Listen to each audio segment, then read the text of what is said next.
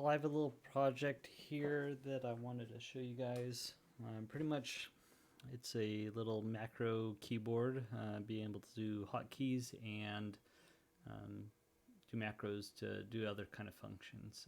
Pretty much the reason why I decided to make it is I started doing some video editing and wanted to put some stuff on YouTube, and I wanted to be able to cut between different scenes in the OBS software, which is what I use to create my videos. So pretty much what it does is allows you to cut between different scenes. So like right now, I'm on the top-down view on my desk, and so I could first change the view, which you don't see there, and then I transition to that view, and now you're on my main camera. I've got a couple other views. I've got my desktop view here, which I'm working on some stuff here. This is the code that I use for some of that stuff. Here's the case that I made for this here.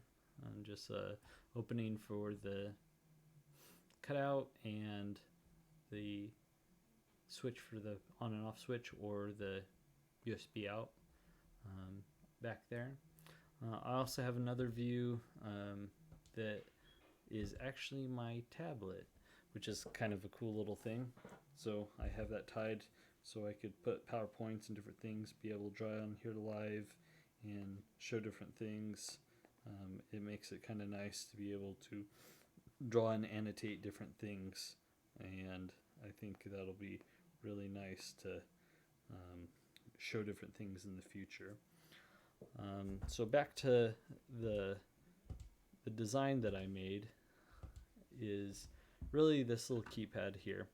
And so I made two different versions of it. A wireless version uses an Arduino compatible ESP32 board, and then a wired version, which is a ProMicro, Arduino ProMicro board.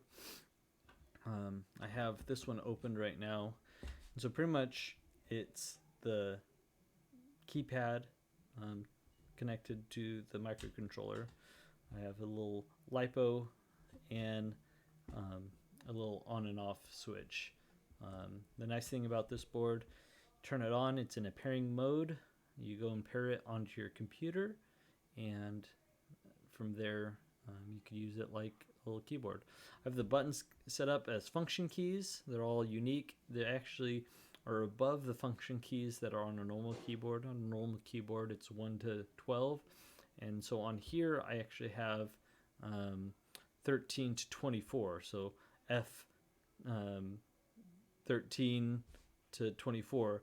The last couple here, the A through D, there weren't enough of those function keys, so I did a Control Shift Alt and other function keys, so they could all be unique.